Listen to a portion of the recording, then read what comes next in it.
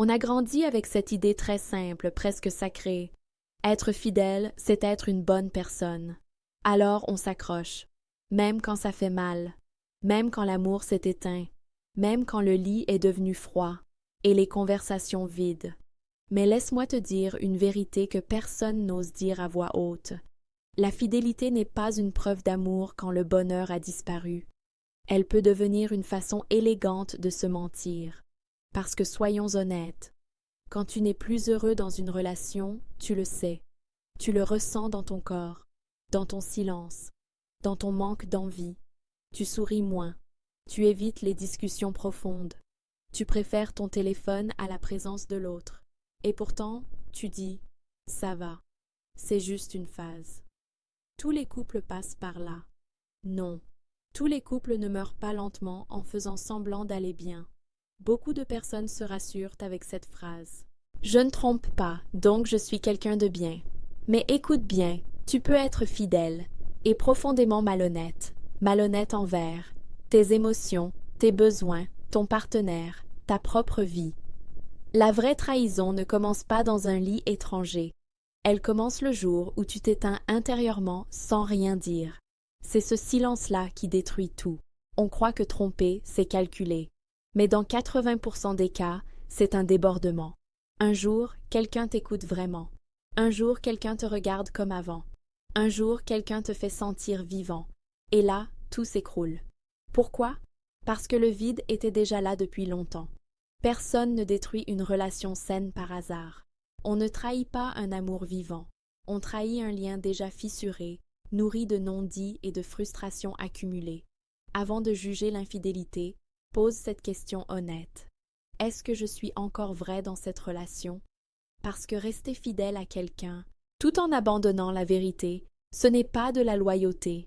C'est du confort émotionnel déguisé en vertu. Et la fidélité sans vérité, ce n'est plus de l'amour, c'est une illusion. Il y a une chose qu'on confond très souvent avec l'amour. La peur. Peur de perdre.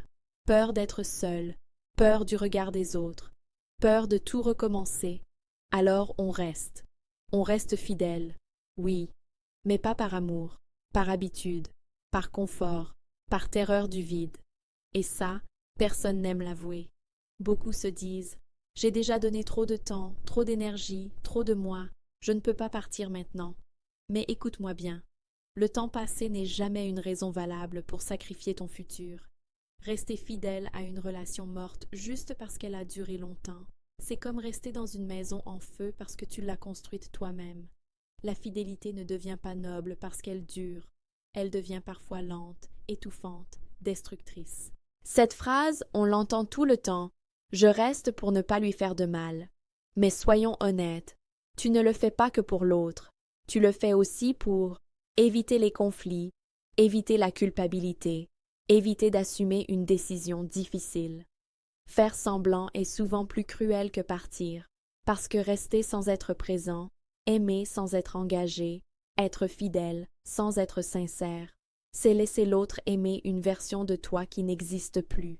On ne le dit pas assez, mais la société adore les couples qui tiennent, même malheureux, même éteints, même brisés. On applaudit la fidélité visible, pas le bonheur invisible. Alors tu gardes les apparences, photos, anniversaires, sourires publics, mais à l'intérieur, c'est le désert. Rester fidèle pour l'image, c'est s'abandonner soi-même. Et tôt ou tard, ce sacrifice se transforme en colère. Quand tu ignores ton mal-être trop longtemps, voilà ce qui arrive. Tu deviens irritable, tu reproches tout. Tu te fermes émotionnellement. Tu cherches ailleurs sans le vouloir, et un jour, tu fais une erreur.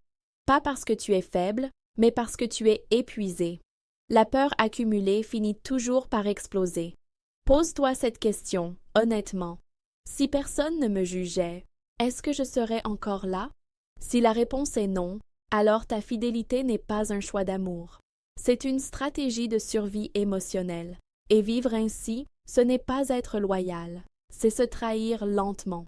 On parle beaucoup de loyauté envers l'autre, mais très rarement de la loyauté envers soi-même.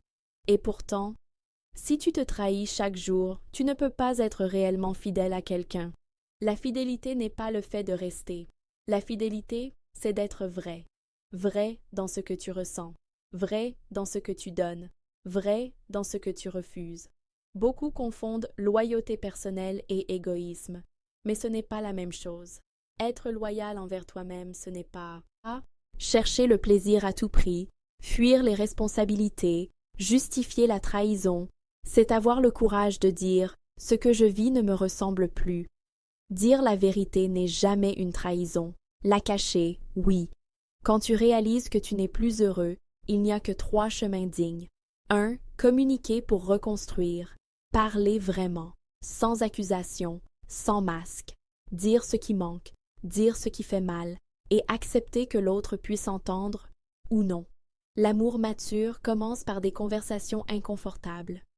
2. Partir avec respect. Oui, partir peut être un acte d'amour. Rester quand tu n'as plus rien à offrir est souvent plus destructeur que de s'en aller. Partir, ce n'est pas échouer. C'est reconnaître que 2 chemins peuvent se séparer sans se détruire. Une rupture honnête vaut mieux qu'une fidélité vide. 3.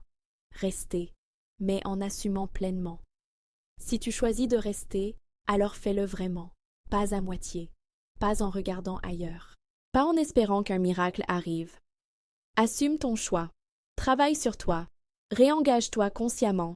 Rester sans s'impliquer, ce n'est pas de la fidélité, c'est de la fuite. La vraie loyauté refuse. Le double jeu, le silence lâche, les excuses faciles, la trahison déguisée en faiblesse. Tromper en cachette n'est jamais une solution. C'est un report de décision. Et plus tu repousses, plus les dégâts sont lourds. Retiens bien ceci.